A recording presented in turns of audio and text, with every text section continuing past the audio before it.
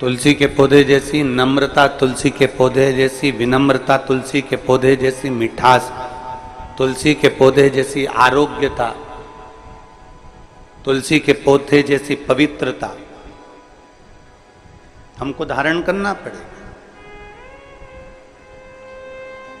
आज के जमाने में जितने भी बच्चे जन्म लेते हैं सब बुद्धि में तेज होते हैं। आज के जमाने में मृत्यु लोक में जन्म लेने वाला एक एक मनुष्य बुद्धिमान है, पर बुद्धि हर एक व्यक्ति को भगवान ने दी है, पर बुद्धि को शुद्धि करने की कला भगवान नहीं देता। इसलिए हमें सत्संग में, हमें मंदिर, हमें तीर्थ, हमें नदी, हमें बावड़ी, हमें तालाब, कुंड, पवित्र भूमि पर जाना पड़ता है, जिससे हमारी बुद्धि को हम शुद्धि कर सकें।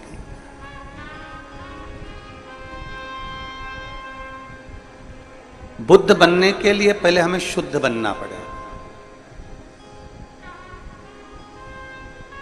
बुद्ध बनने के लिए पहले हमें अपनी शुद्धता को धारण करना पड़ेगा। अब हम विचार तो करते हैं कि हम में बुद्धि है, हम में बुद्धि है, पर शिव कथा कहती है पहले आपके अंदर मन की कितनी शुद्धता है, हमारा मन कितना शुद्ध है।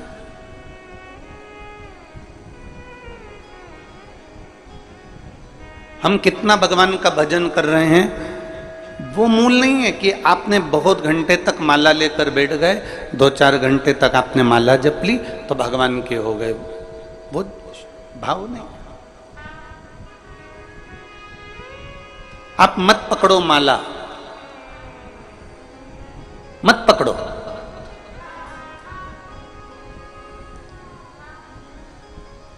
आप मत पकड़ो माला, पर निवेदन है अपने घर के बुजुर्ग माँ बाप का हाथ जरूर पकड़ कर रखना।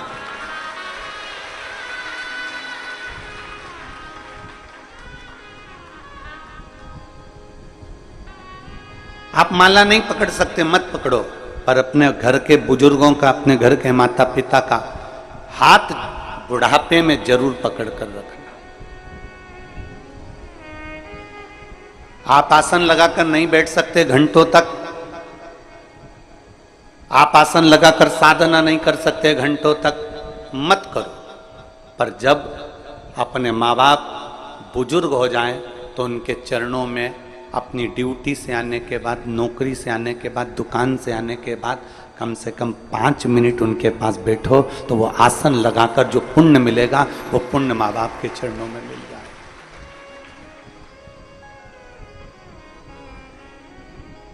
इतने बुजुर्ग माएँ बैठी हैं, मेरी जीजियाँ बैठी हैं, इतने बुजुर्ग मेरे जीजा बैठे हैं, मेरी माता, मेरे भाई, मेरे बंधु बैठे हुए हैं। मैं बुजुर्ग माताओं से पूछूं, क्या कभी आपने अपने बेटे से 50,000 रुपये मांगे? कभी किसी बुजुर्ग माता ने कभी अपने बेटे से कहा कि मुझे 2-4 साड़ी ला कर देना?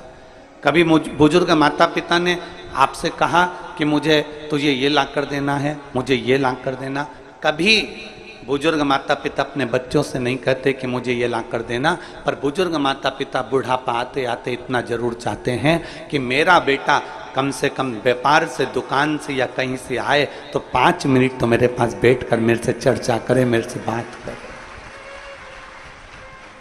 बुजुर्ग माता पिता को थोड़ा सा समय दीजिए।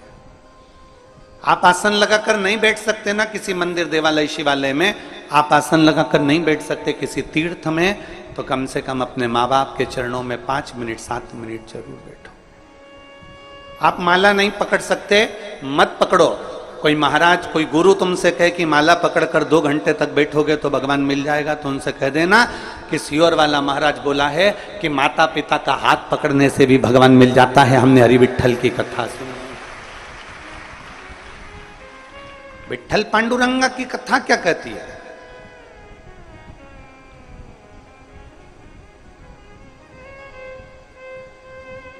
पौंडलिक जिसने प्रवचन में सुन लिया था कि माता पिता की सेवा करने से हरि विठल प्रसन्न हो जाता है, भगवान नारायण प्रसन्न हो जाता है, बस उसने सेवा करना प्रारंभ कर दिया और भगवान उसको दर्शन देने के लिए पहुंचे। उसकी गली में इतना कीचड़ था, नारायण दरवाजा बजाए उसने पूछा कौन है? वो कहते हैं मैं नारायण हूं। अभी मैं अपनी माता के चरण दबा रहा हूं, फिर पिता के चरण दबाऊंगा और पिता के चरण दबाने के बाद दरवाजा खोलूंगा। भगवान कहते हैं तेरी गली में बहुत कीचड़ है, मैं खड़े कैसे रहूं? तो पौंडलिक ने खटिया के नीचे से एक ईंट उठाकर बाहर फेंक दी और भगवान से कह दिया कि इस पे खड़े हो जाओ। भगवान दोनों हाथ कमर पर रखकर उस पौंडलिक के लिए भगवान दरवाजे पर खड़े रहे। और जब पौंडलिक ने दर्शन किया, दर्शन करते से ही भगवान ने उसको जब दर्शन दिया तो भगवान ने कहा मांग पौंडलिक तुझे क्या चाहिए? पौंडलिक कहता है प्रभु इतनी कृपा करना, जो अपने माता पिता की सेवा करता हो उसके दरवाजे पर ऐसे ही दर्शन देते रहे। ये घोर कलयुग का क्रम चल रहा है। इस कलयुग में भगवान को ढूंढने जाना है तो बहुत दूर नहीं जाना है। इस कलयुग में अगर परमात्मा को ढूंढना है तो अपने घर के माता पिता का प्रतिदिन चरण का दर्शन कर लो, उनका आदर कर लो, उनका सम्मान कर लो। और ध्यान देना, माला पकड़कर बैठने से ज़्यादा जरूरी है अपने बुजुर्ग माँ बाप अगर बाथरूम जा रहे हैं, बुजुर्ग माँ बाप को कहीं जाना है तो उनका हाथ पकड़कर छोड़ देना। ये सबसे बड़ी माला जाप का फल है। सबसे आसन लगाकर बैठने से बड़ा फल है।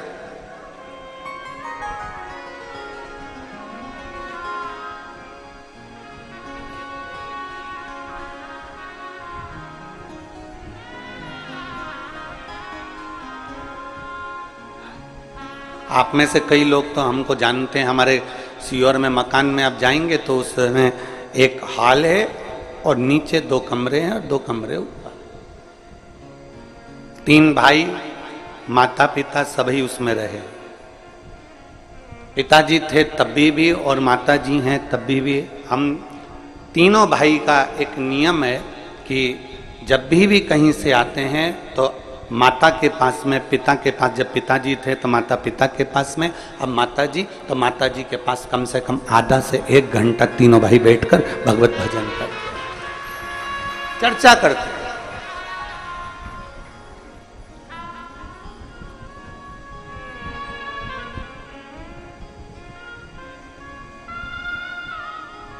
तीनों की धर्म पत्नियां हों, बहुएं हों, सब उस बात को देखकर बड़े आनंदित होती हैं और वो भी आकर बैठकर भगवत चर्चा करती हैं। चर्चा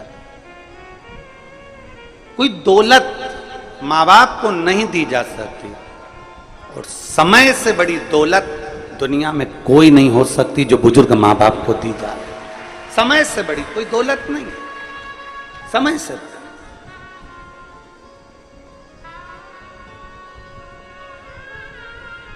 कोई कह दे तुमसे कि माला पकड़ लो तो कह देना भैया हमने माँ बाप का हाथ पकड़ रखा है। कोई कह दे कि तुम आसन लगाकर बैठ जाओ, किसी तीर्थ में जाओ, कहीं बैठ जाओ आसन लगाकर, घंटों तक जप करना, अनुष्ठान करना, भगवान मिल जाएगा। उससे कह देना हमने सुना है शिव महापुराण में कि माँ बाप के चरणों में थोड़ी देर बैठ जाओ तो 1 घंटा क्या 50 घंटा क्या जीवन भर के आसन लगाने का पुण्य फल प्राप्त हो जाता है।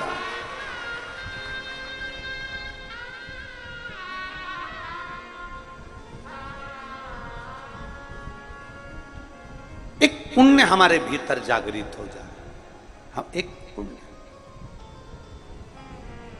और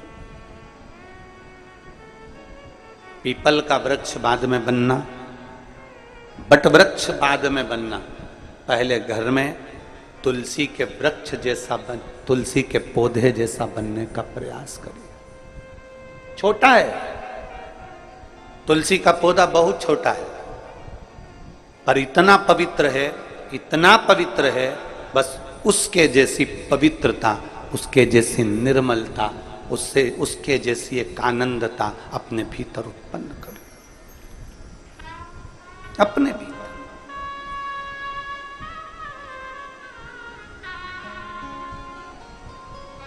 एक छोटे से छोटे बच्चे को भी यह ज्ञात होता है कि भगवान के स्नान का जल काय में डालना है। आप अपने छोटे से बच्चे को बुलाओ, हे ललुआ इधर आ, अब ललुआ को बुलाया और उसके हाथ में भगवान का घर में स्नान कराया। गणेश जी, लड्डू गोपाल सब बैठे थे। सबको एक थाली में, एक बर्तन में, एक तारबान में बिठाकर तुमने नहला दिया। नहलाया हुआ पानी अपने बच्चे को दे दिया, छोटे से को, और कह दिया ले डालिया। तुमने ये नहीं बोला उस बच्चे को कि इसको कहां डालकर,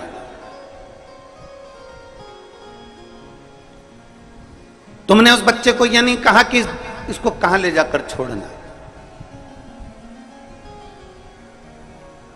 बस तुमने भगवान का नहलाया हुआ पानी दिया, स्नान का जल दिया, और वो बच्चा उस स्नान के जल को लेकर सीधे तुलसी जी में पहुंचता है, सीधे पौधे में पहुंचता है और तुलसी जी में ले जाकर डाल देता है। अब उसी बच्चे को तुम कपड़े धोने का पानी दे दो, उसी बच्चे को कपड़े धुले हुए पानी दे दो, बर्तन धोया हुआ पानी दे दो, पोछा लगाया हुआ पानी दे दो, और उस बच्चे कहना ललुआ इधर आ। ललुआ आया, हाँ माँ ये ले पानी डाल कर जा। वो बच्चा तुलसी के पौधे में डालेगा क्या? जम के तो बोलो जरा। नहीं। पौधे में डालेगा? नहीं। वो बच्चा उस पानी को अपने घर के बाहर पटक देगा, ओटले पर डाल देगा, सफाई में उसको प्रयोग ले लेगा।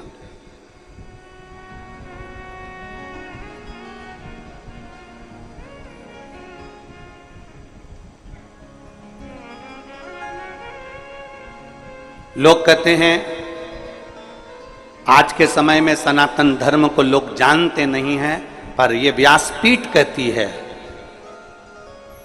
पक्के सनातनी के घर में,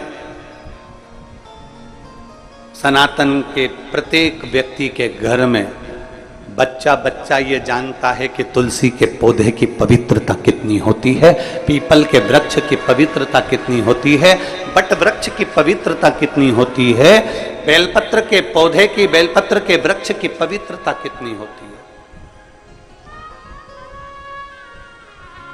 वो जानता है।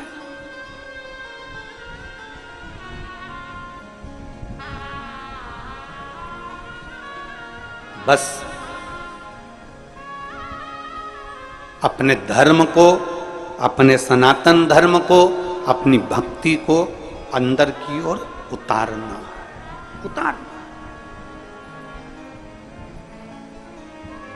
एक फुटबॉल का एक गेम होता है, फुटबॉल खेली जाती है, उस फुटबॉल में लोग लात मारा करते हैं। अरे बोलो तो जम के मारते कि नहीं मारते? कोई इधर से लात मार रहा है, कोई उधर से लात मार रहा है, कोई इधर से मारे, कोई उधर से मारे, कोई इधर से मारे, कोई उधर से मारे, एक फुटबॉल उसे सब मार रहा है, सब ने लात मारी, खूब लात मारी उसमें। अब एक व्यक्ति बैठा था, उस व्यक्ति ने कहा, पूछा किसी से कि भैया ये फुटबॉल में लात मार रहे हैं, एक फुटबॉल में इतने सारे लोग लात मार रहे हैं, ये अच्छी बात है, इस फुटबॉल में इतनी लात क्यों पड़ रही है, इस फुटबॉल में इतनी लात क्यों मारी जा रही है? तो किसी ने कहा इस फुटबॉल में इसलिए लात पड़ रही है क्योंकि ये फुटबॉल अंदर से खाली है।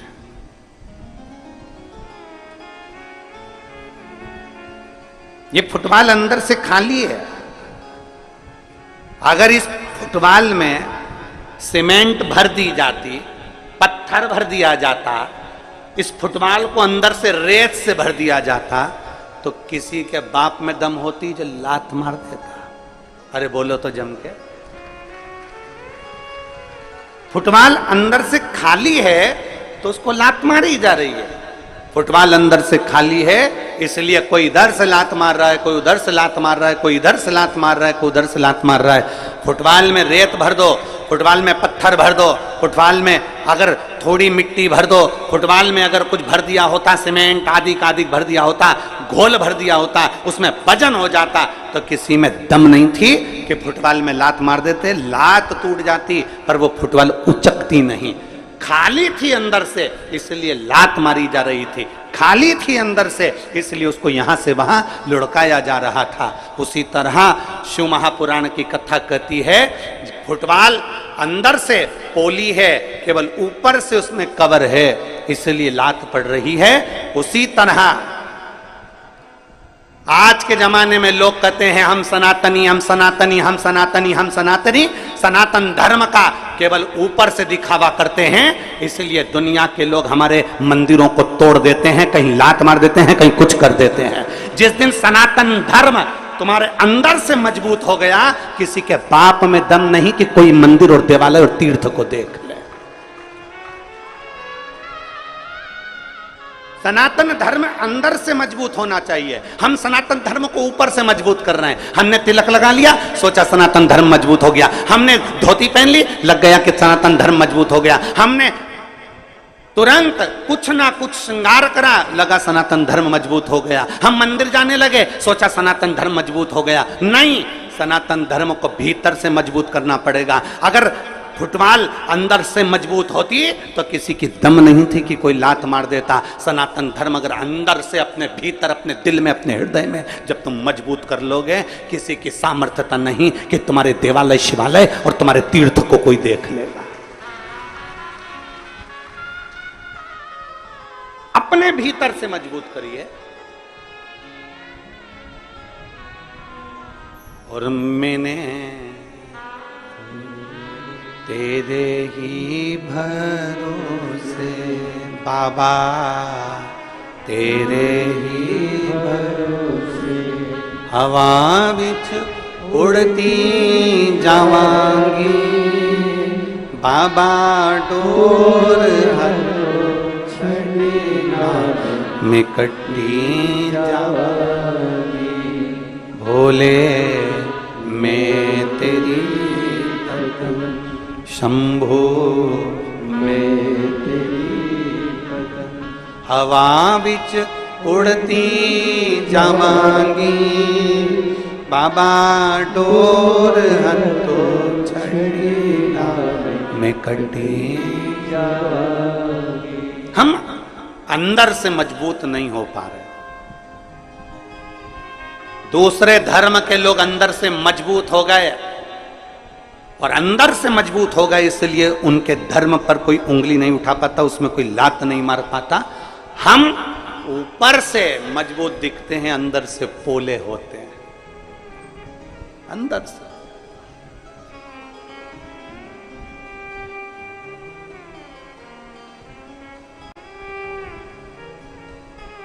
और उसको मजबूत करने के लिए आपके भीतर की निर्मलता, आपके भीतर की शुद्धता, आपके भीतर की सिद्धता, आपके भीतर का विनम्रता उसको मजबूत कर सकता है।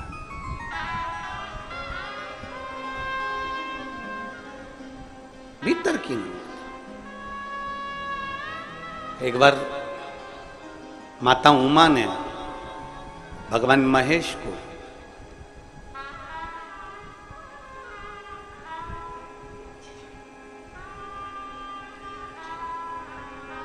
सौराष्ट्र की पवित्र भूमि पर भ्रमण करने के लिए बुलाया।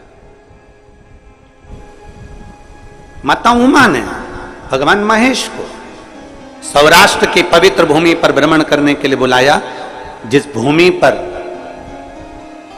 भगवान शंकर ने चंद्र को काया के रोग से मुक्त किया था। आज उमा महेश दोनों सौराष्ट्र की पवित्र भूमि पर भ्रमण कर रहे हैं। हमेशा शंकर पार्वती नंदी पर बैठकर जाते थे, भगवान शिव और सती मैया नंदी पर बैठकर जाते थे, पर उमा और महेश दोनों आज त्रिशूल हाथ में लेकर, माता उमा और महेश दोनों हाथ में हाथ मिलाकर दोनों जा रहे हैं सौराष्ट्र की पवित्र धरा भ्रमण कर।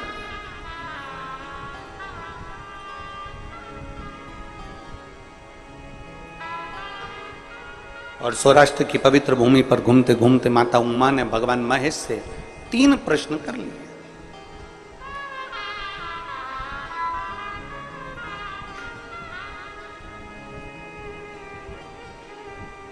माता उमा ने भगवान महेश से 3 प्रश्न किए। उसमें सबसे पहला प्रश्न था, प्रभु आपके भक्त का सबसे बड़ा लक्षण कौन सा होता है? मां उमा पूछ रही है पहला प्रश्न। आपके भक्त का सबसे पहला लक्षण कौन सा है? शंकर भगवान के शिव भक्त का, शिव की उपासना करने वाले का, शंकर की आराधना करने वाले का, शिव की स्तुति करने वाले का, शंकर के गुणगान करने वाले का, शंकर को एक लोटा जल चढ़ाने वाले का, शंकर को बेलपत्र चढ़ाने वाले का, शंकर का स्तुति में डूबने वाले का, शंकर की कथा में रमने वाले का, शिव स्तुति में डूबने वाले का, शंकर के शिवालय के दर्शन करने वाले का सबसे श्रेष्ठ लक्षण कौन सा?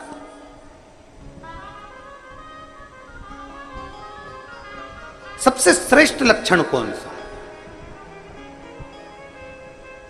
भगवान शंकर ने कहा, पार्वती, मेरे भक्त का सर्वश्रेष्ठ लक्षण है विषम परिस्थिति में भी नम्र बने रहना, विषम परिस्थिति में भी नम्रता धारण करना। दुनिया आपकी कितनी भी विषम हो गई हो, दुनिया आपसे कितनी भी विषमता धारण कर रही हो, आपकी विषम परिस्थिति में भी आपकी नम्रता खत्म ना।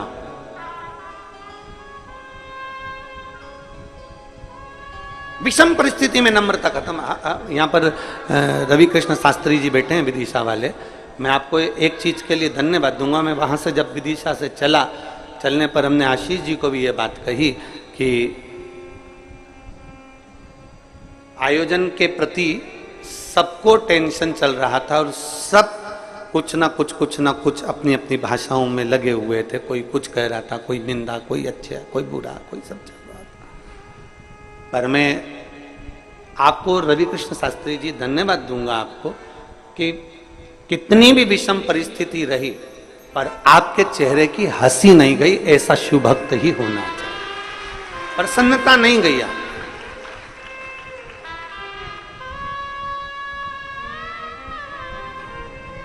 और ये बहुत कम लोगों में देखने को मिलता है महाराज। हम नारी तो बाबा की कृपा से कथाएं चलती रहती है। ये कथा पूर्ण होगी 25 तारीख को भिलाई में, छत्तीसगढ़ में प्रारंभ हो जाएगी 1 बजे से 4 बजे तक। 25 तारीख से 31 तारीख तक कथा चलेगी। फिर उसके बाद में अगली कथा फिर वहीं छत्तीसगढ़ में। पूरा सावन छत्तीसगढ़ वालों का।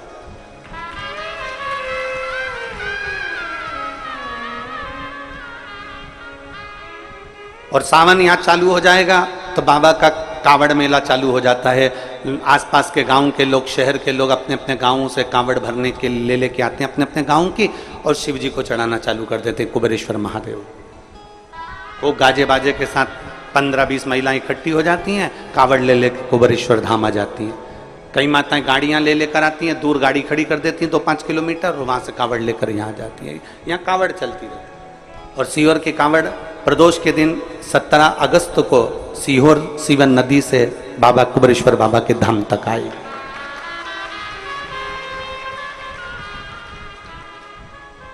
ढेर जगह जावे, अनेक जगह जावे, पर ये विषम परिस्थिति में भी जो मुस्कुरा दे, विषम परिस्थिति में भी जो ठंडा है, विषम परिस्थिति में भी जो कूल है, विषम परिस्थिति में भी जो नम्रता का भाव धारण कर ले, तो समझ लेना कि वो शंकर का श्रेष्ठ भक्त हो ही सकता। विषम परिस्थिति, इसकी एक कथा आती है बड़ी सुंदर। मेरे महादेव कह रहे हैं, मेरे महादेव ने पार्वती मां उमा से कहा, उमा सुन, एक व्यापारी के पास में 2 हीरे थे।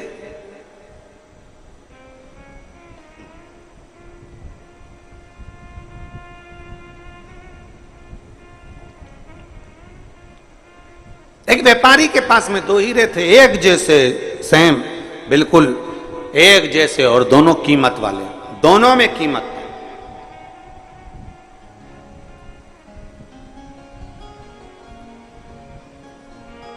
अब वो व्यापारी की एक आदत थी, प्रत्येक नगर में जाता और दोनों हीरों को रख देता, और नगर के राजा के पास में नगरवासियों से कहता है, एक हीरा इसमें असली है और एक हीरा इसमें नकली है। इसमें एक हीरा असली है और एक हीरा नकली है। अब आप जो बता देगा कि असली हीरा कौन सा है और नकली हीरा कौन सा है, उसको मैं ये कीमती हीरा फ्री में दे दूंगा। और नहीं बता सकते तो हीरे का पैसा तुम्हें मुझे देना पड़ेगा। हीरे का पैसा तुम्हें मुझे देना पड़ेगा। इसमें बताओ असली हीरा कौन सा और नकली हीरा कौन सा। सारे नगर नगर में जाता, कोई असली और नकली को पहचान नहीं पाता। कौन पहचान? कोई परखदार हो ना। एक बात बहुत अच्छे से याद रखिएगा, घी नकली होगा ना, चल जाएगा। वो मेरी जीजी हो, अच्छे से समझ लेना, और मेरे जीजा होंगे, और बेटी बेटा भी। घी नकली होगा, चल जाएगा। सोना नकली होगा, चल जाएगा।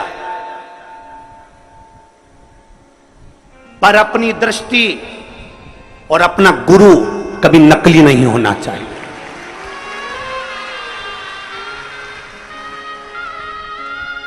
घी नकली है ना, चलेगा। सोना नकली है, चलेगा। बीज नकली है, चलेगा। अन्न नकली है, चलेगा। पर अपनी दृष्टि और अपना गुरु नकली नहीं होना चाहिए। पानी पियो छान और गुरु करो जान। बहुत सोचना समझना, ये नहीं कि 1 साल 2 साल हमने किसी को परख लिया और गुरु कर लिया ना। खूब सोचो, समझो, परखो। सोना नकली चल सकता है, घी नकली चल सकता है, पर गुरु नकली नहीं चल सकता। इसलिए अपनी दृष्टि ऐसी करना कि तुम्हें समझ में आना चाहिए कि गुरु बनाने के लायक है कि नहीं है।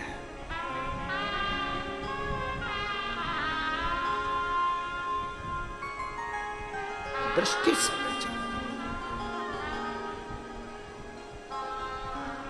बहुत कठिन है।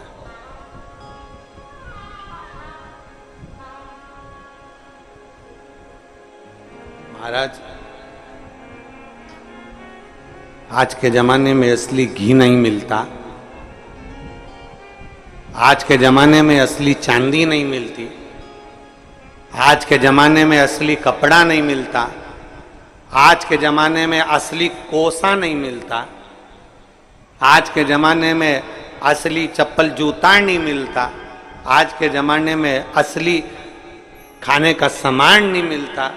तो आज के जमाने में असली गुरु मिलना कितना कठिन होगा, जरा विचार करिएगा। छांटना पड़ेगा, देखना पड़ेगा, रमना पड़ेगा, ना जाने कितनी कितनी दृष्टियों से सोचना पड़ेगा, तब मिलेगा।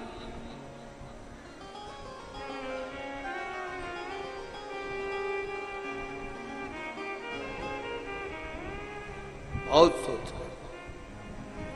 असली कौन सा है इसमें, नकली कौन सा है। ए उमा, भगवान महेश कह रहे हैं, उमा, एक व्यापारी के पास में 2 हीरे हैं, पूरे नगर नगर में जाता है, फिरता है, आवाज लगाता है। जो असली बता देगा उसको असली हीरा दे दिया जाएगा। नहीं बता पाओगे तो तुम्हें मुझे हीरे के पैसे देना पड़ेगा। असली कौन सा, नकली कौन सा, बता।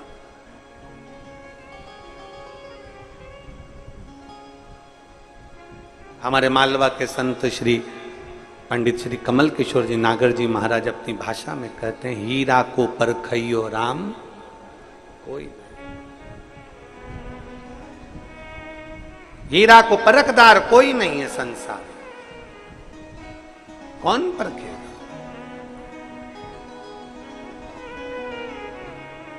कुछ को परखोगे, कैसे परखोगे?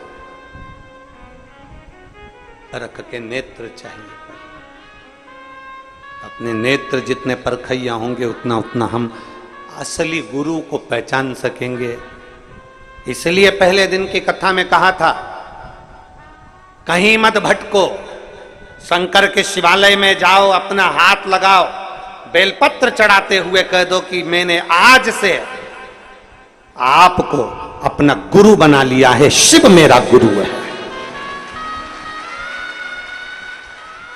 मैंने इंसान को नहीं, मैंने ईश्वर को गुरु बनाया है। शिव मेरा गुरु है, मैं शंकर की और शंकर मेरा है। किससे जाकर कहूंगी अपने दुखड़े को, किससे कहूं मैं जाकर अपनी तकलीफों को? मेरे ना जाने कहां कहां जाकर मुझे बोलना पड़ेगा, किसको कहूंगी, फोन लगेगा ना लगेगा, किससे कहूं? उससे अच्छा है मेरे शंकर को मैंने गुरु बना लिया। कंकर उठाऊंगी, हाथ में रखूंगी, पानी चढ़ाऊंगी और उससे अपने दिल की बात कह दूंगी तो मेरा महादेव सुनेगा, और सुनेगा तो मेरे दुख को हरने के लिए दौड़ कर आएगा। अंत समय प्रभु और वचन दिया, अंत समय में परमात्मा ये दो हीरे व्यापारी के पास सबसे कहता है। एक नगर में पहुंच गया, महेश भगवान उमा माता से कहते हैं, सुन उमा। वो एक नगर में पहुंचा और नगर में उसने राजा के सामने कह दिया कि मेरे पास में दो हीरे हैं, कीमती हैं, इसमें एक असली है एक नकली है। जो बता देगा असली कौन सा नकली कौन सा, उसको हीरा दे दिया जाएगा। कोहिनूर हीरा है, कीमती हीरा, जो बताएगा उसको हीरा दे दिया जाएगा बस। और अगर नहीं बता पाए तो हीरे के पैसे तुम्हें देना है। राजा ने कहा ठीक है। अपने अपने जोहरी को बुलाया गया, हीरा के परखइये जोहरियों को बुलाया गया। सारे जोहरी आकर बैठ गए, उन्होंने खूब परख करी पर बता नहीं पाए कि इसमें असली हीरा कौन सा। उस हीरे का नाटक देखने के लिए ढेरों लोग इकट्ठे हुए थे राजभवन में। उसमें एक अंधा भी आया हुआ था, नेत्रविहीन। सब हार गए जोहरी। जाने लगा व्यापारी पैसा लेकर राजा से कि सब हार गए, लाओ धन दो। इतने में एक अंधे व्यक्ति ने, एक दृष्टिहीन अंधे व्यक्ति ने कहा, रुक जाओ, मैं बता सकता हूं कि इसमें असली हीरा कौन सा है। सारी सभा ठाका लगाने लगी, हंसने लगी। अरे मूर्ख, आंख की रोशनी नहीं है, नेत्र नहीं है, नेत्रविहीन है, अंधा है, और तू बताएगा तू इसमें असली हीरा कौन सा? सारी दुनिया हंसने लगी। तब जोहरी जो व्यापारी था उसने कहा, ले तुम बता दो। अब वो तो खुद दूसरे का हाथ पकड़कर चल रहा था, उसके हाथ में हीरे दे दिए व्यापारी ने। राजा अपने सिंहासन पर फिर बैठ गया और ध्यान करने लगा कि ये अंधा कैसे बता सकता। राजा ने अपने दूतों से पूछा, ये जोहरी है क्या? नहीं। कोई व्यापारी है क्या? नहीं। ये तो जन्म से ही अंधा है, नेत्रविहीन है, इसने कभी हीरा देखा? नहीं। तो फिर ये कैसे बताएगा? पता नहीं। भगवान महेश कहते हैं, उमा, उस अंधे व्यक्ति के हाथ में हीरे आ गए। वह अंधा व्यक्ति दोनों हीरों को लेकर राजमहल से बाहर चले गया और बाहर जाकर उसने दोनों हीरों को जमीन पर पटक दिया। दोनों हीरों को जमीन पर पटक दिया।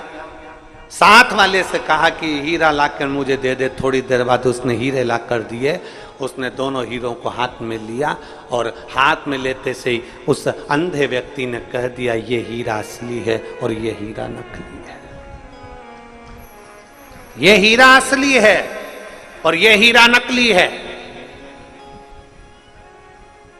उस व्यापारी ने अंधे व्यक्ति से पूछा, तुम कैसे कह सकते हो कि ये हीरा असली है और ये नकली है? तो उस अंधे व्यक्ति ने कहा, मैंने दोनों हीरे रोड पर फेंक दिए, जमीन पर फेंक दिए। इसमें से जो कांच था वो गर्मी से तपकर गर्म हो गया था और जो असली हीरा था वो ठंडा की ठंडा रह गया था।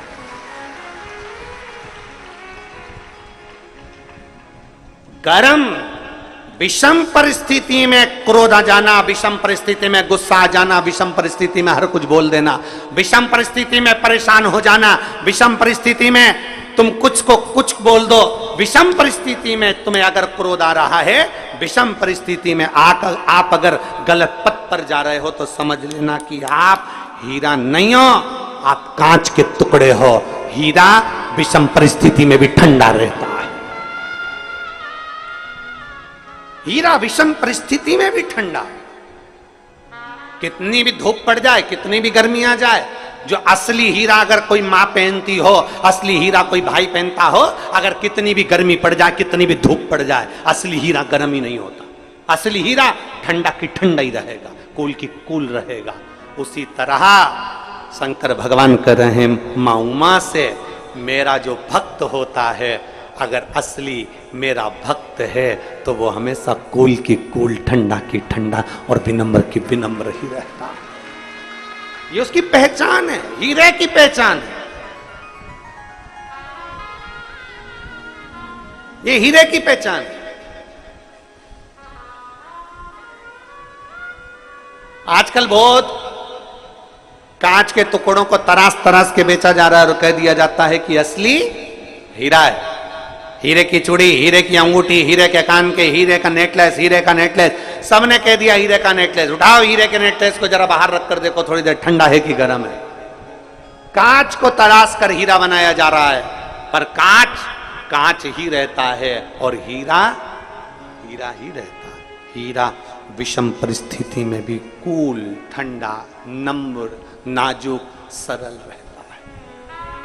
नम्र। एक पत्र है,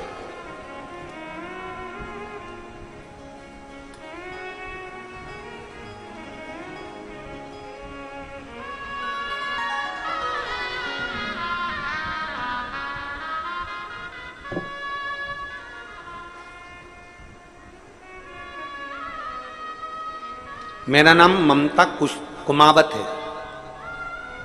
मैं ममता कुमावत, मेरे पति का नाम बाल मुकुंद कुमावत है। मैं गांव पंथ पिपलोदा, तहसील ताल, जिला रतलाम, मध्य प्रदेश से हूं। कहीं बैठी हो तो हाथ हिला सकती हैं। अगर कहीं बैठी हो तो हाथ हिला सकती हैं। मेरा नाम ममता कुमावत है, मेरे पति का नाम बाल मुकुंद है।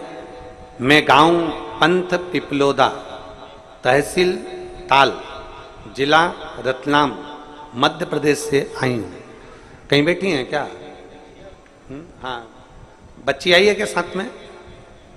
ले आओ इसको, ले आओ, एक बेलपत्र ले जाना, ले आओ। आने में अगर असमर्थ हो तो उसको वहीं पर बिठा दो, आप आकर बेलपत्र ले दो।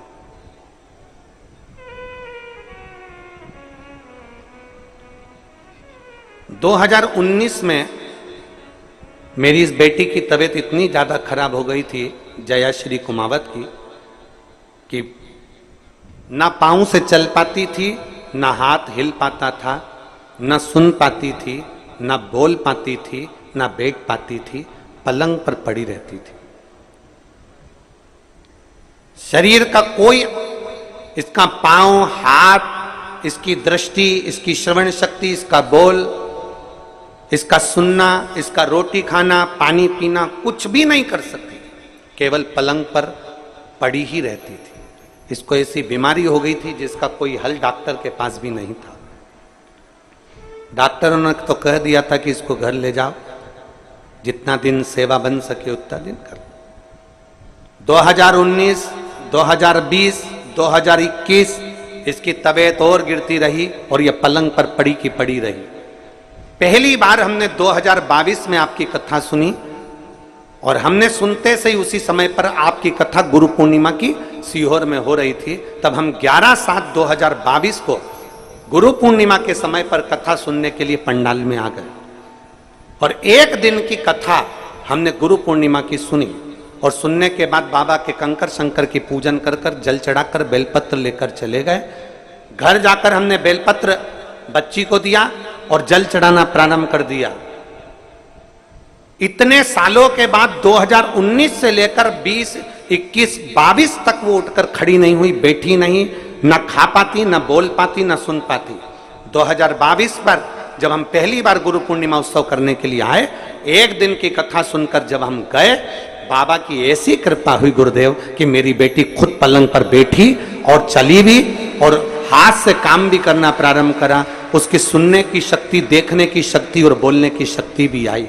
मैं बाबा को मेरी बेटी इतनी भी खड़ी हो गई ना गुरुदेव तो मुझे संतुष्टि है, क्योंकि उसको पड़ी हुई देखती थी तो आंख में आंसू भर आता था। इतने सालों के बाद मेरी बेटी उठकर बैठी, मैं बाबा को धन्यवाद देने के लिए आई। ये शिव तत्व है, योग है।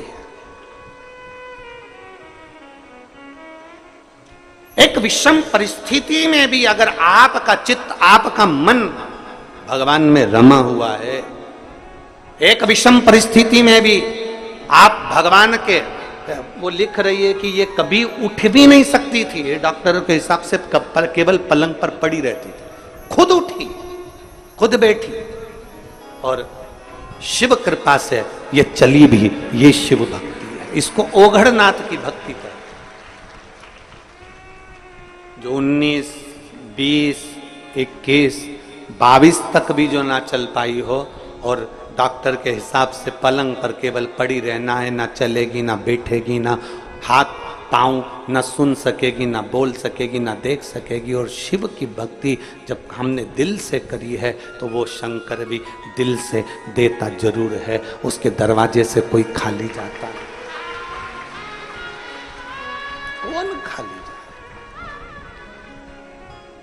और खाली ना जाता कोई दर से तुम्हारे। एक बात इन्होंने लिखी, पहले पूरी अच्छी थी, पर एक बीमारी जो डॉक्टर के पास भी उसका हल नहीं है, वो बीमारी से ग्रसित हो गई, बीमारी से ग्रसित, 3-4 साल नहीं उठी, पड़ी रही, उठ ही नहीं सकती, बैठ भी नहीं सकती, हाथ पैर भी नहीं हिला सकती, सुन बोल भी नहीं सकती।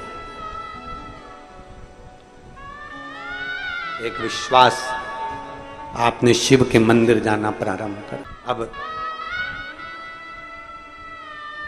विषम परिस्थिति कितनी भी हो, दुख कितना भी बड़ा हो, कष्ट कैसा भी हो, हिम्मत नहीं हारना। मेरा बेटियों और बेटों से निवेदन है, एक एग्जाम में पास नहीं हुए कोई बात नहीं, दूसरा एग्जाम तो दूसरे में पास। एक पत्र है,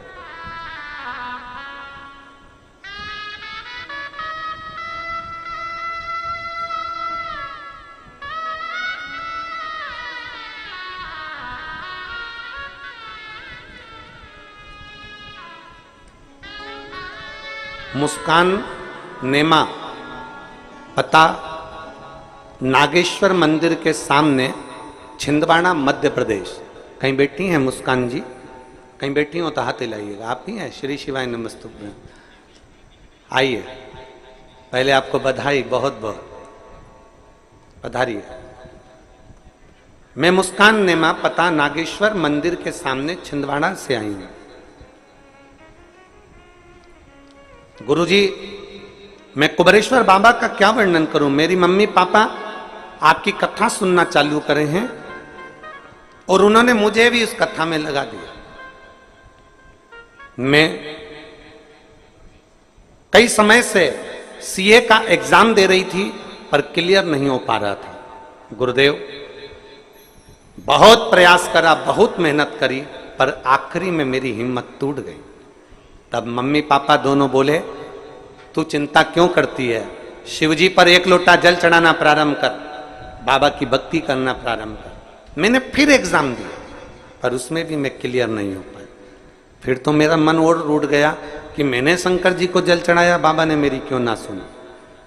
पर मेरे माँ और मेरे पिताजी ने फिर कहा, हिम्मत नहीं हारना। वो सीहोर वाला महाराज कहता है कि फिर मेहनत कर, और जितनी मेहनत इतने सालों में करी उससे चौगुनी मेहनत तू अब कर।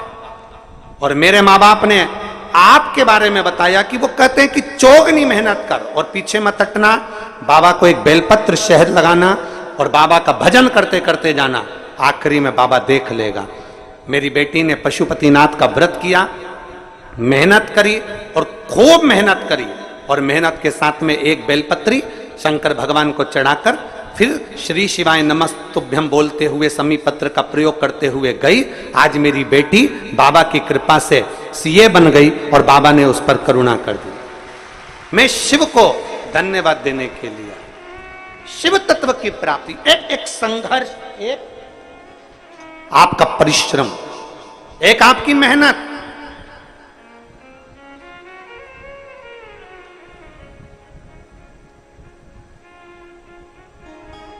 जो दुनिया के लोग जो बदनाम करने वाले होते हैं ना, वो केवल इतना कहते हैं कि सियोर वाला महाराज तो शहद में लगी बेलपत्र चढ़वाता है और लोगों से कह देता है कार्य हो जाएगा, पर पूरी बात कभी नहीं दिखाते कि सियोर वाला महाराज कहता है कि अपनी मेहनत को 4 गुना बढ़ाना है, फिर बेलपत्र चढ़ा कर जाना।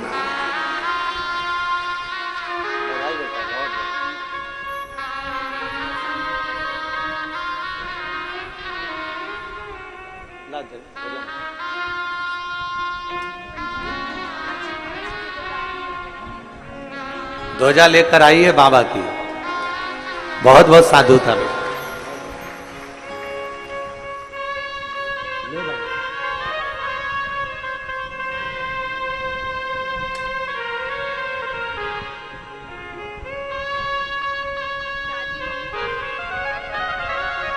बधाई आपको, बहुत बहुत बधाई। एक बार बेटी के लिए जोरदार ताली बजाओ। बहुत बहुत साधु था बेटी, चौगनी मेहनत करी। एक बार एग्जाम दिया, नहीं हुआ, पीछे नहीं हटना है। एक बार कंपटीशन एग्जाम में बैठे, पीछे नहीं हटना है। और जितने मेरे शंकर के भक्त 17 अगस्त को कांवड़ यात्रा में आ रहे हैं, जितने बेटे बेटियां कांवड़ यात्रा में सीहोर आ रहे हैं, उनसे निवेदन करूंगा, सीहोर आने से पहले अपने दिल को पहले पक्का कर लेना, मजबूत कर लेना कि मैं कांवड़ भरने जा रही हूं तो बाबा भी मुझे कहीं ना कहीं ज्वाइनिंग जरूर कराएगा, ये निश्चित है। मेहनत करूंगी 4 गुना।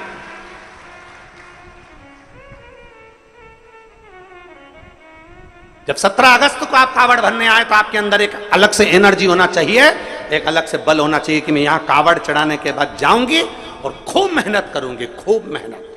और मेरा विश्वास करता है मैं उत्तीर्ण होकर रहूंगी, आगे बढ़कर रहूंगी। एक उत्साह, एक उमंगता। एक पत्र देखिए,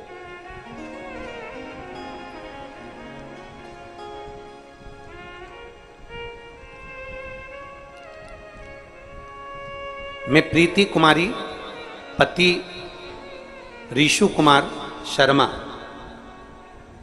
महर्षि पतंजलि परिसर, क्वार्टर नंबर L1301, गोदर मऊ, भोपाल, मध्य प्रदेश की निवासी हूं। पिन नंबर यह है और मोबाइल नंबर यह है। कहीं बैठी हैं क्या? अगर कहीं बैठी हो तो हाथ हिला सकती हैं। मैं प्रीति कुमारी पति ऋषु कुमार शर्मा, महर्षि पतंजलि परिसर, क्वार्टर नंबर ये गोदरा मऊ, भोपाल, मध्य प्रदेश। आए हैं क्या?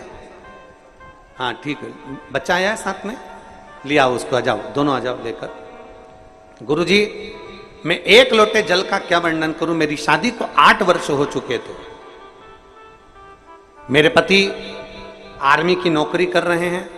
हम बहुत सारे हॉस्पिटल में, चाहे वो आर्मी का हॉस्पिटल हो, चाहे सिविल हॉस्पिटल हो, सारे हॉस्पिटलों में हमने इलाज करवाया, चेक करवाया, पर संतान का सुख डॉक्टरों के हिसाब से नहीं था। डॉक्टरों ने मना कर दिया था, तुम्हारे यहां औलाद नहीं होगी।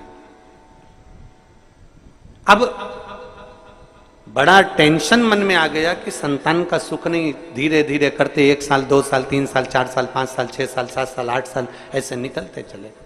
तब मेरी सासू माँ टेलीविजन पर आपकी कथा सुनना प्रारंभ करी और मेरी सासू माँ ने एक ही बात कही कि तू एक काम कर, सीहोर चली जा और वहां से कंकर उठा कर लिया, और वहां का कंकर शंकर माना जाता है, उसकी पूजन करना।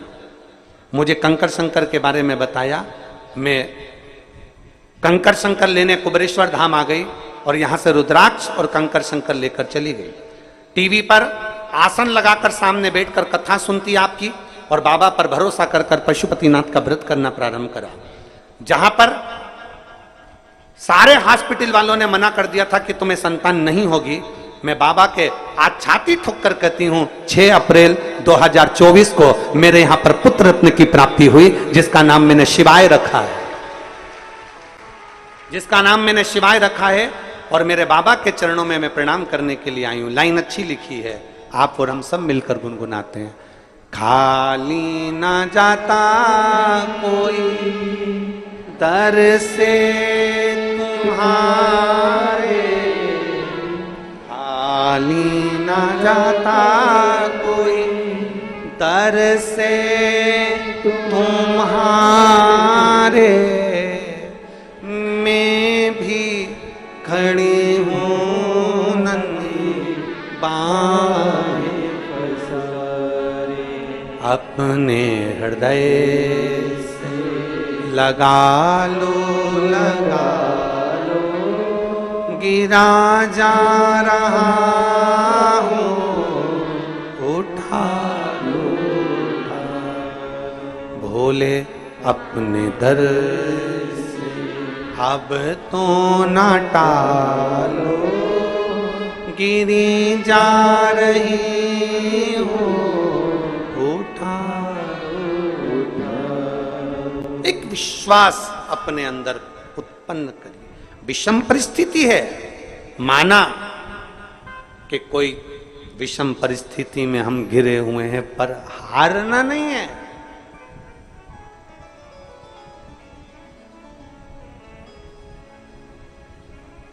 थोड़ी मेहनत हाथ की, बाकी कृपा भोले। थोड़ी कृपा, थोड़ी मेहनत हमारे हाथ की है, और फिर आगे उसको छोड़ दो, उस पे छोड़ दो।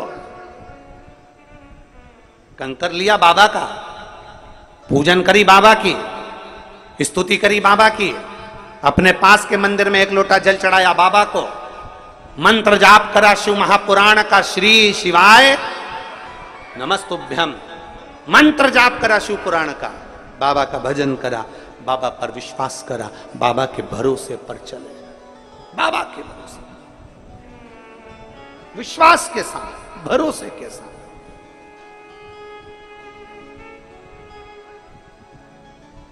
फिर कैसे रह सकते? ए मेरी जीजियों, मेरे जीजाओं, मेरी बेटियों, बेटाओं, मेरी माताओं, मेरे भाई, मेरे बंधु, हारना नहीं, कभी नहीं हारना। कितना भी विषम परिस्थिति है, हिम्मत नहीं हारना। कभी मत सोचना कि मैं, कोई कह दे कि तू सीए नहीं बन सकती, कोई कह दे तू इंजीनियर नहीं बन सकता, तो कोई कह दे तू जॉब नहीं लग सकती, कोई कह दे तेरा कंपटीशन एग्जाम में नहीं हो, कह देना मैंने शिव पुराण की कथा सुनी है, मुझ में वो बल है कि मैं बनकर दिखाऊंगी और आगे बढ़कर दिखाऊंगी।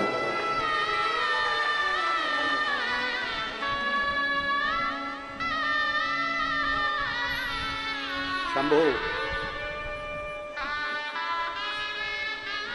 शंभू शंभू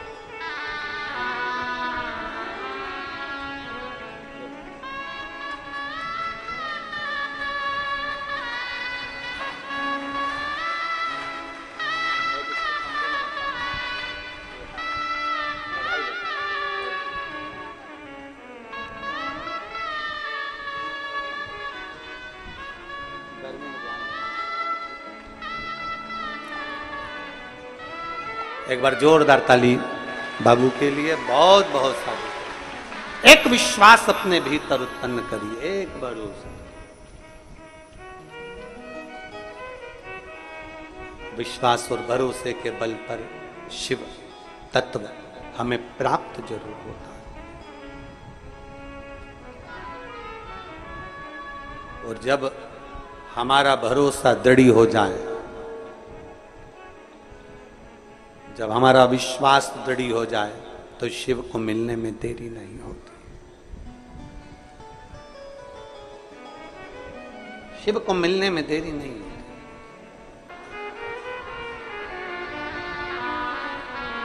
जब बाबा को दिल से कहोगे तो वो सुनेगा।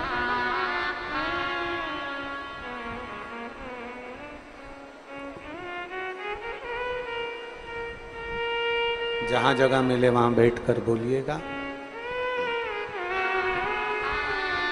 और प्रार्थना बाबा से करिए।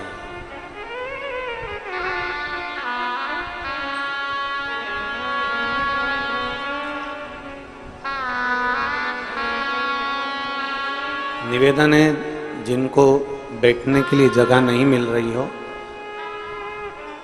जो दीवार के बाहर भी खड़े हुए हैं, तो उनसे निवेदन है कि आप लोग कहीं कहीं पेड़ों की छाँव में या जहाँ जगह मिल जाए वहाँ बैठकर बाबा से प्रार्थना करें।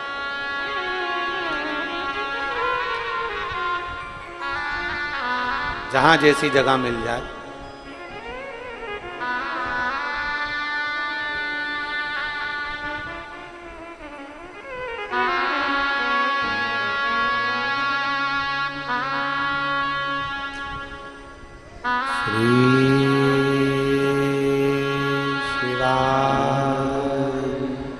नमस्तु श्री शिवाय नमस्तु श्री शिवाय नमस्तु श्री शिवाय नमस्तु श्री शिवाय नमस्तु भोला सब दुख काटो ओ भोला सब दुख काटो शिव शंकर जपो तेरी माला भोले बाबा जपो तेरी माला भोला सब दुख काटो ओ भोला सब दुख काटो वेश है मंगलकारी वेश है मंगलकारी शमशान वासी हमारा शमशान वासी हमारा ओ भोला सब दुख काटो ओ भोला सब दुख काटो। भगवान देवदेव महादेव भगवान शिव ओ गर्दानी त्रिकालदर्शी कैलाशी अविनाशी शिव की कथा कर रहे। एक दृढ़ी भरोसा हमें शिव के करीब ले जाता, एक दृढ़ी विश्वास हमें शंकर के करीब में ले जाता है। एक विदल उत्पल दो असुर पार्वती मैया को देखकर विचलित हो जाते। भगवान महेश माता उमा को 3 प्रश्नों का उत्तर देते हैं। उसमें पहला है आपका भक्त का लक्षण तो बताया कि ठंडा रहना, नम्र रहना, सहज रहना ये लक्षण। दूसरा प्रश्न उमा ने भगवान महेश से सौराष्ट्र की पवित्र भूमि पर करा, आप कहां रहते हो? कोई कहता है कैलाश पर निवास है आपका, कोई कहता है शमशान में निवास है आपका, कोई कहता है कि 12 ज्योतिर्लिंग में निवास है आपका, कोई कहता है सर्व जगत में आप निवास करते हो। आप कहाँ रहते हो? ये माँ उमा भगवान महेश से पूछ रहे हैं, आप कहाँ रहते हो?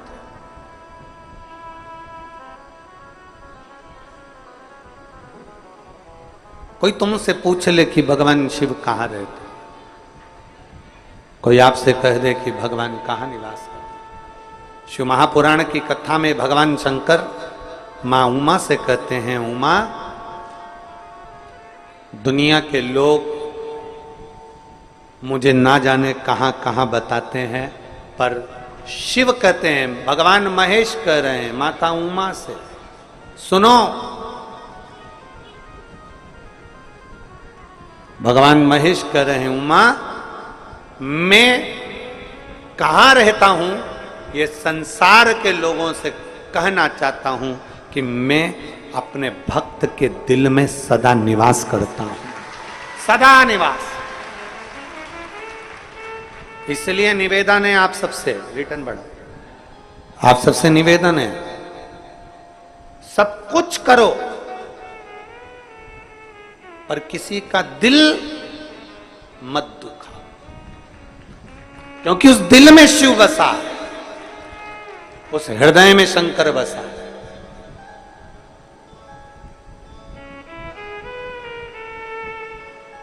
और जब हृदय में शिव बसता है तो किसी का हृदय दुखाओगे तो वो उसका दिल नहीं दुख रहा है, उसमें शिव जो विराजमान है वो शंकर का हृदय दुख रहा है, शिव को कष्ट हो।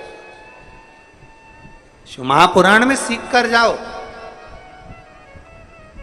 चल रहे हो, जा रहे हो, भीड़ में हो, मंदिर में हो, किसी को भी अपने द्वारा धक्का ना लगे, एक ठोकर अपने कारण किसी को ना लगे, किसी को एक हाथ का टुल्ला भी नहीं लगना चाहिए, किसी को अपने द्वारा धक्का भी नहीं लगना चाहिए। कितनी बड़ी बात शिव महापुराण में लिखी है कि पार्वती, संसार में रहने वाला मनुष्य यदि मेरे शिवालय तक जाकर एक लोटा जल नहीं चढ़ा सकता, शिवालय में नहीं पहुंच सकता, भगवान के मंदिर में नहीं पहुंच सकता, पार्वती अगर वो मेरे मंदिर में भी ना गया हो तो पार्वती अगर कोई शिव महापुराण की कथा सुन कर आ रहा हो, उसके मुख का भी अगर कोई दर्शन कर लेता है तो उसकी कत्तर पीढ़ी पार हो जाती है। मात्र उसके चेहरे का दर्शन कर लेने से भी यज्ञ का फल प्राप्त हो जाता है, पुण्य फल प्राप्त हो जाता है। केवल एक, अगर कोई शिव महापुराण की यहां तक शिव पुराण, आप लोग, आपसे तो निवेदन है हमारा, बार बार हम कहते हैं गीता प्रेस गोरखपुर की शिव पुराण लेकर आओ, हिंदी की घर में पढ़ो। आप उसमें पढ़ेंगे ना तो विद्येश्वर संहिता के अंतर्गत वर्णन मिलेगा आपको कि अगर कोई शिव पुराण की कथा सुनकर जहां से निकल कर जाता है,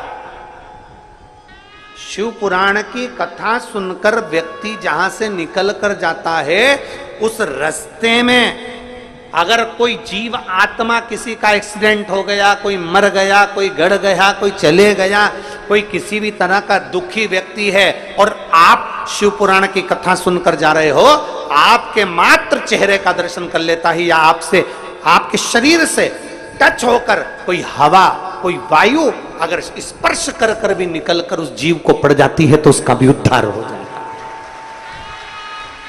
उसका भी। कितना सुंदर। तो यहां शास्त्र कह रहा है किसी को टलना ना लगे, किसी को ठोकर ना लगे। हम तो कई बार आप लोगों से कहते हैं कथा सुनने बैठे हो ना, पीछे वालों से निवेदन है, आपको अगर आगे बैठने का शौक है तो आप 2-3 घंटे पहले आकर अपनी जगह संभालो। आपको आगे आके बैठने का शौक है ना, 2-3 घंटे पहले आप आकर जगह संभालो। ये 1-2-3 पंडाल भरे पड़े हैं, पीछे लोग खड़े हुए हैं, कोई पेड़ों के नीचे बैठा हुआ है, कहीं गाड़ियों के अंदर बैठ के लोग कथा सुन रहे हैं। ये जरा पूछो इनसे कितना पहले से आवाज का क्या, कितना पहले से व्यवस्था संभालते हैं, कितनी पहले से जगह संभाल कर बैठते हैं। विचार करिए। आपको कथा अगर लेट आए हो, देरी से आए हो, बहुत लेट आए हो, पीछे जहां जगह मिल जाए वहां बैठ जाओ। अपने पांव के द्वारा, अपने द्वारा किसी को ठोकर भी ना लगे, क्योंकि तुझ में रब बसता है यारा, मैं क्या करूं, तुझ में शिव बैठा हुआ है, शिव। किसी को ठोकर ना लगे। मंदिर में गए हो जल चढ़ाने के लिए, कुबेरेश्वर बाबा की धरा पर पहुंचे हो जल चढ़ाने के लिए, भीड़ है, थोड़ा पीछे से आराम से। ज्यादा भीड़ है, आवाज लगाते लगाते जाओ, बोल बम का नारा है, हर हर सारी समस्या का हल। कोई लेट बनता है, कोई जल्दी बनता है, शिव को जल चढ़ाने वाला सेठ जरूर बनता है। बोलते बोलते जाओ, जरा आवाज लगाते लगाते लोग थोड़ा रास्ता दे देंगे। किसी को टुल्ला नहीं मारना, किसी को धक्का नहीं देना, किसी को कष्ट नहीं देना। बड़े प्रेम से भगवान की भक्ति को धारण करना है, भगवान की भक्ति को अपने भीतर उतारना। भगवान देवाधिदेव महादेव की भक्ति को धारण करना। कोई अगर मान लो अगर रास्ते में कोई बुजुर्ग है, कोई तकलीफ में, तो उसको भी उठा लेना महाराज, उसको भी हाथ पकड़ लेना। और मैं तो तेरे ही भरोसे बाबा, तेरे ही भरोसे हवा बिच उड़ती जावांगी बाबा, डोर तो छड़ीना मैं कट्टी जावांगी। भोले मैं तेरी शंभो मैं तेरी पतंग, हवा बिच उड़ती जावांगी बाबा, डोर तो छड़ीना मैं कट्टी जावांगी।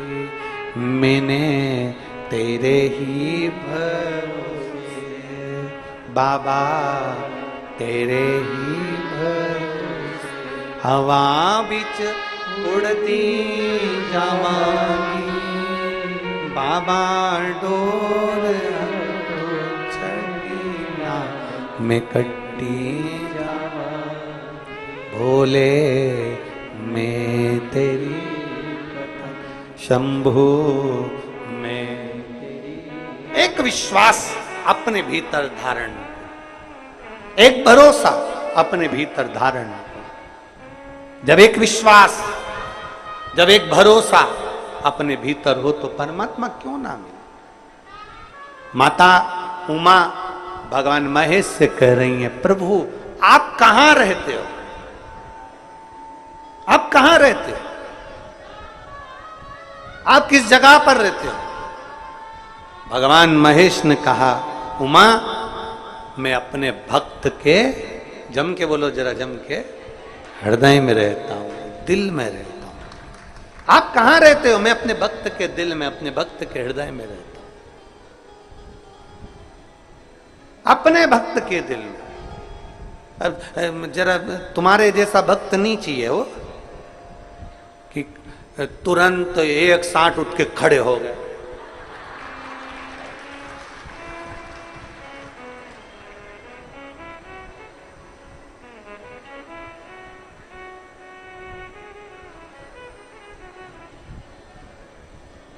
कहां से लेकर आते हो इतनी जोरदार कला, इतनी जोरदार।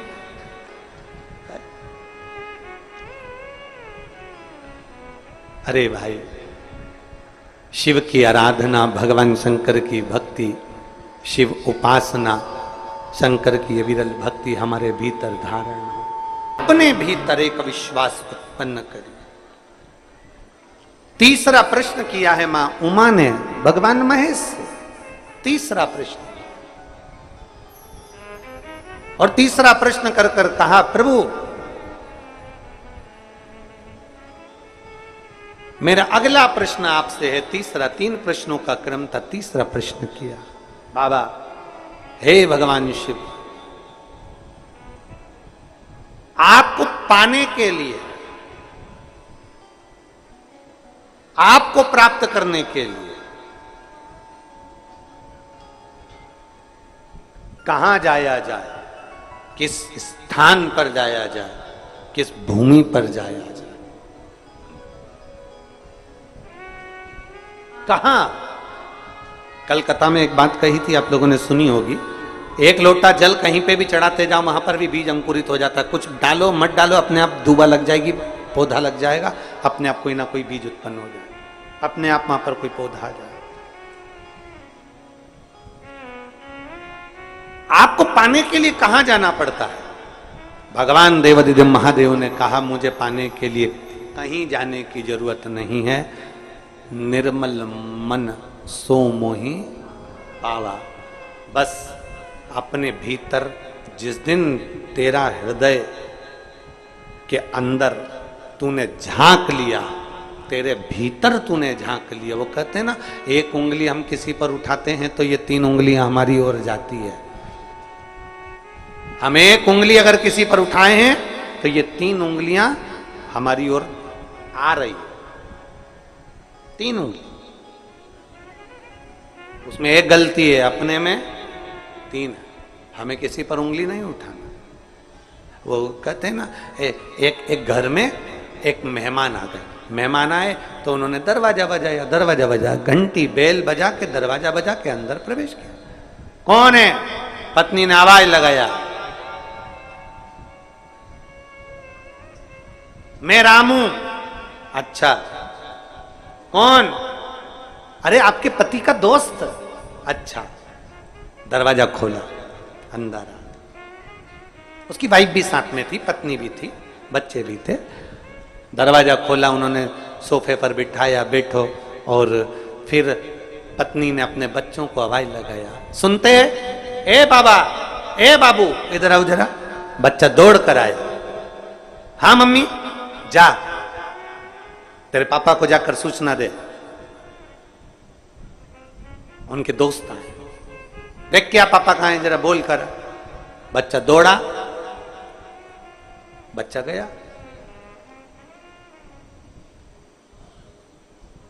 उसके पीछे पीछे बच्चे के साथ में घर में कुत्ता भी रह रहा था, वो भी। अब दोनों पापा को सूचना कर दी है, दोनों आ गए। कौन कौन आ गए? वो बच्चा भी, जम के बोलो, जम के तो बोलो, कुत्ता, दोनों आ गए। अब बच्चा आया तो बड़े आराम से अंकल से बात कर रहा, और कुत्ता आया ना तो वो तो बहुत हाँप रहा।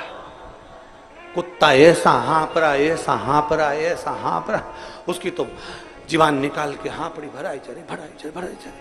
अंकल ने पूछा, तुम दोनों आ रहे थे, तू हाँप नहीं रहा बेटा, और ये कुत्ता इतना क्यों हाँप रहा है? तो बच्चा बोला, अंकल मैं सीधे सीधे रास्ते आ गया, ये कुत्ता जितने पीछे पड़ रहे थे ना, उनसे भौंक भौंक के, उनसे मुंह मिला मिला कर, चिल्ला चिल्ला कर तब जाकर यहां पहुंचा है। निवेदन है, सीधे चलो, हाप नहीं भराएगी। कुत्ते जैसे मत बनो, जो मिल जाए उसी के पीछे पड़ गए, भौंकना चालू। यहां भौंक लिए, वहां भौंक लिए, वहां भौंक लिए, वहां भौंक लिए, वहां भौंक लिए। कई पड़े ऐसे, कई पड़े जो दिन भर बैठे बैठे केवल दूसरों को भौंकते ही रहते, भौंको भौंको भौंको भौंको। सीधे चलिए, सीधे। आराम से चलोगे तो आराम से सोफे पर बैठकर अंकल से बात करोगे, और वो अंकल है मेरा देवाधिदेव महादेव। आराम से बात करोगे, हापड़ी नहीं भराएगी, वरना हाँपते रहोगे, क्योंकि भोगते रहे हो। नहीं भोगना। सबसे मन को, बुद्धि को, चित्त को केंद्रित कर कर अपने इष्ट, अपने देव राम को भजो तो राम को, कृष्ण को भजो तो कृष्ण को, शिव को भजो तो शिव को, दत्त को भजो तो दत्त को, पंडरीनाथ को भजो तो पंडरीनाथ को। अपने चित्त को शांत भाव से परमात्मा में जोड़िए। जगत कितना भी कहता रहे, हमें किसी पर कुछ नहीं बोलना, ना हमें भौंकना। हमें तो भक्ति में इतने लीन हो जाना है कि हमारा शंभू हमारे सामने आ जाए, हमारा शंकर। अपने कार्य के प्रति जागरूक। एक पत्र है, देखिए,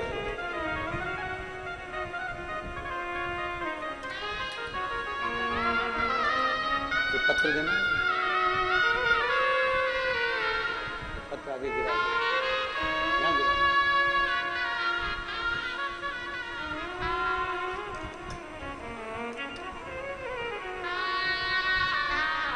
मैं वैष्णवी यादव, इंदौर महू से आई हूं। कहीं बैठी हो वैष्णवी यादव तो हाथ हिला सकती है। मैं वैष्णवी यादव इंदौर महू से आई हूं, मेरा मोबाइल नंबर ये है। कहीं बैठी हो तो अपना हाथ हिला सकती है। आप ही है?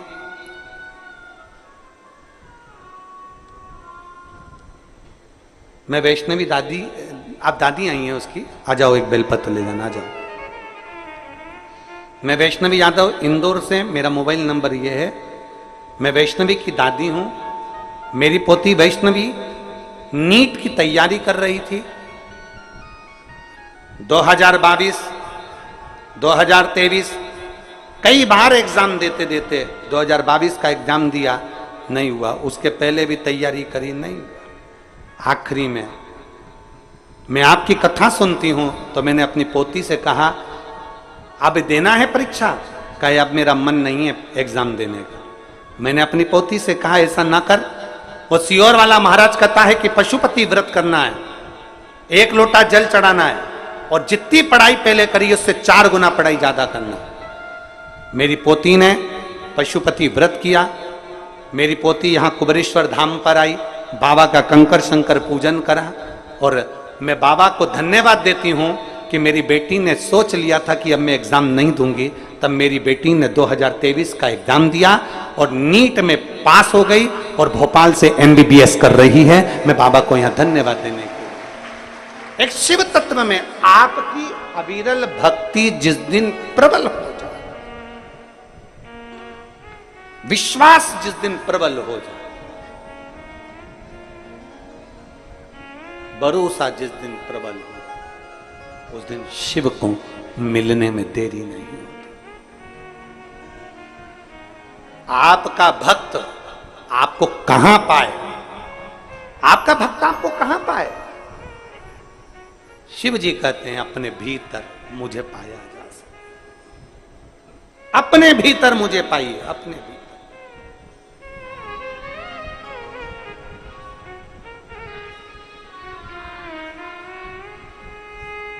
और मैंने तेरे भरोसे बाबा, तेरे ही भरोसे हवा विच उड़ती जावांगी। बाबा रोज घरों छंदीना में कटी जावांगी। बधाई हो। भूले मैं तेरी पतन शंभो, मैं तेरी पतन हवा विच उड़ती जावांगी। बाबा डोर हथों छंदीना में कटी।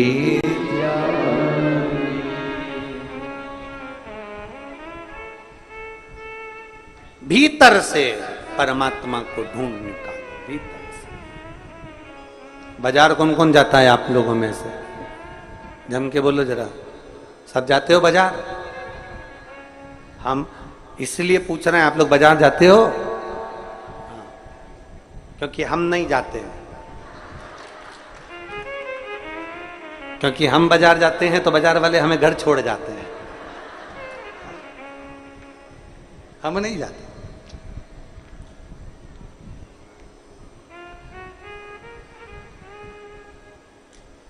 आप लोग जाते हो कि नहीं जाते हो? जाते हो सब लोग? ठीक है।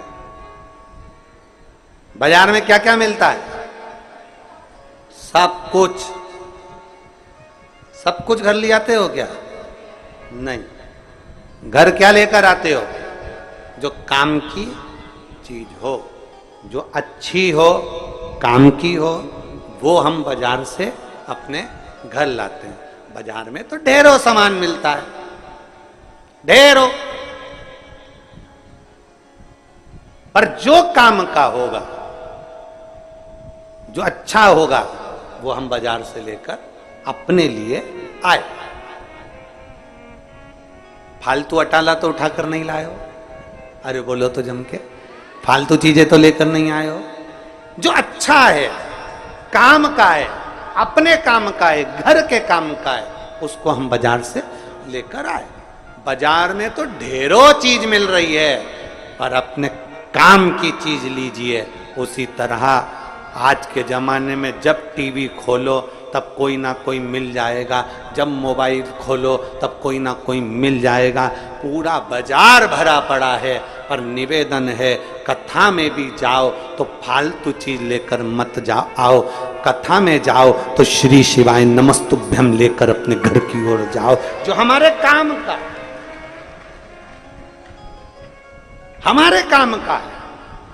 अब कथा में तो बहुत सी चीजें मिलती है, कोई ने टल्ला लगा दिया, कोई ने पांव मार दिया, कोई ने पानी ढोल दिया, कोई ने कुछ कर दिया, कोई ने पांव मार दिया, कोई ने कुछ कर दिया, कोई ने कुछ कह दिया। ढेरों चीज मिलेगी, हमें वो लेकर नहीं जाना। हमें कथा में आए हैं, बाजार आए हैं तो काम का सामान लेकर जाना, अच्छा लेकर जाना। उसी तरह कथा में आना तो जिससे हमारा कल्याण हो सके, जिससे हमारा उद्धार हो सके, जिससे हमारी मुक्ति हो सके, जिससे हमें शिव मिल सके, ऐसा कुछ अपनी जिंदगी में लेकर जाना जिससे परमात्मा से संबंध जोड़ सके। कुछ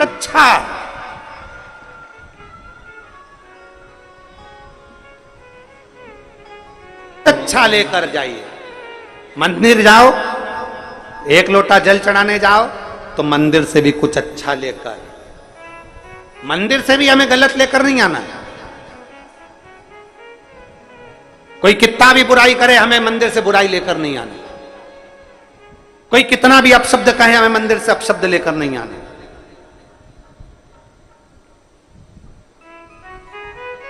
शरीर क्या है? अरे जम के तो बोलो, शरीर क्या है? दुकान। जीवन क्या है? दुकान का ताला। दुकान बंद रहती है तो मालूम नहीं पड़ता ये काय की दुकान है। बोलो सही है कि गलत है? दुकान बंद रहती है, मालूम नहीं पड़ता ये काय की दुकान है। दुकान का ताला खुलता है ना, तब मालूम पड़ता है कि दुकान काय की है। शरीर दुकान है, जीवन बोलो बोलो जम के बोलो जरा, ताला है। जब ये ताला खुलता है, जब ये जीवान बोलती है, तब मालूम पड़ता है कि सोने की है, चांदी की है, हीरे की है कि कोयले की है। बोलने से मालूम पड़ता है कि व्यक्ति कैसा है।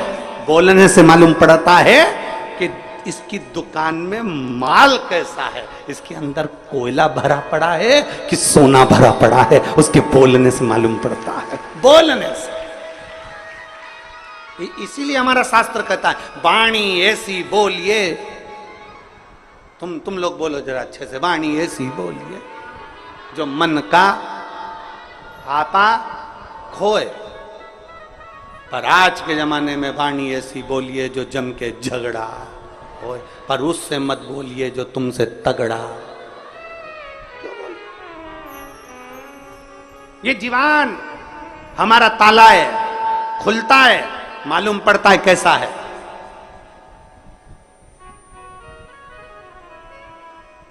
कई लोग कहते हैं तुम्हारे दोस्त बहुत अच्छे हैं, तुम्हारे दोस्त बहुत अच्छे हैं, तुम्हारे दोस्त बहुत अच्छे हैं। उससे पूछो जिसका दोस्त है, वो तुरंत कह देता है एक बार जरा अच्छे से उससे मिल ली ना, मालूम पड़ जाएगा कि कैसा है।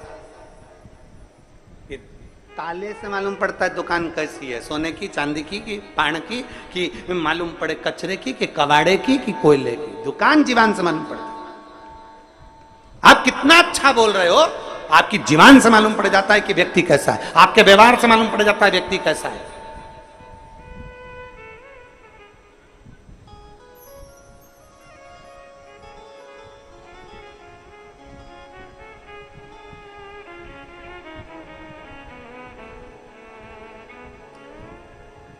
आपकी जीवन बता देगी कि आप वाणी ऐसी बोलिए। और निवेदन है आप सबसे, जितने शिव महापुराण की कथा को आस्था चैनल के माध्यम से सुन रहे हैं, जितने फेसबुक यूट्यूब पर श्रवण कर रहे हैं, जितने बिटले सेवा समिति के पेज पर कथा को सुन रहे हैं, और जितने पूरे विश्व में बैठकर जहां जहां बैठकर कथा को सुन रहे हैं, उनसे निवेदन है कि जीवन का प्रयोग श्रेष्ठता में करें। श्रेष्ठता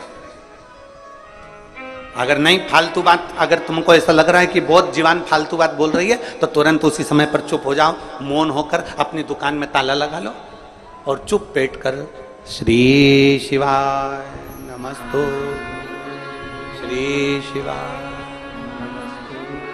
श्री शिवाय, श्री शिवाय। राम सीताराम, राम नाम, कृष्ण नाम, शिव नाम जिह्वा से उच्चारण करना प्रारंभ। बिरल उत्पल असुर हैं, पार्वती मैया को देखा और देखते से उन्होंने पहला शब्द बोला, जो ये शरीर की दुकान ताले से मालूम पड़ती है, उन्होंने पहला शब्द कह दिया। पार्वती जी को नहीं मालूम कि ये असुर हैं, पार्वती जी को नहीं मालूम कि ये राक्षस हैं, पार्वती जी को नहीं मालूम कि असुर प्रवृत्ति क्या है। पार्वती जी ने तो जीवान से पहचान लिया, जिह्वा से। पार्वती जी जिह्वा से पहचान गए, जीवान से, जिह्वा से पहचानी मां। जैसे ही बिदल और उत्पल ने कहा कितनी सुंदर स्त्री है, इसको तो हम अपना बनाएंगे। पार्वती जी समझ गईं कि इसकी बुद्धि में कहीं ना कहीं अहम भरा पड़ा है, इसकी बुद्धि में कहीं ना कहीं अहंकार भरा पड़ा है, इसकी बुद्धि चित्त में कहीं ना कहीं बहुत काम और वासना भरी पड़ी हुई है इसकी बुद्धि में। एक पत्र है,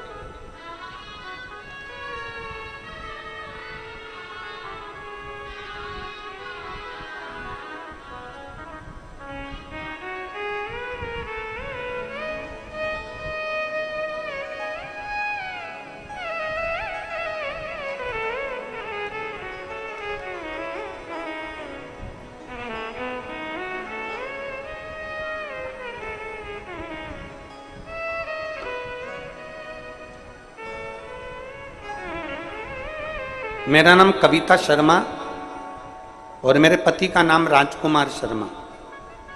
मैं सुजानपुर जिला पठानकोट से आई हूँ। कहीं बैठी हूँ तो हाथ हिला सकती हूँ। मैं कविता शर्मा, मेरे पति का नाम राजकुमार शर्मा। मैं सुजानपुर जिला पठानकोट से आई हूँ। आप ही हैं?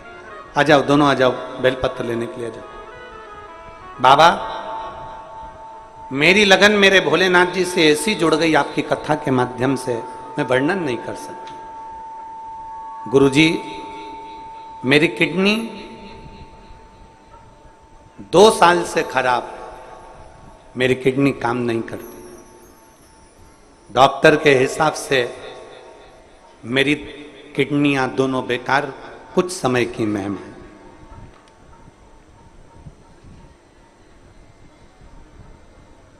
किडनियां खराब हो गई, 2 साल हो गए, किडनी काम नहीं कर रही।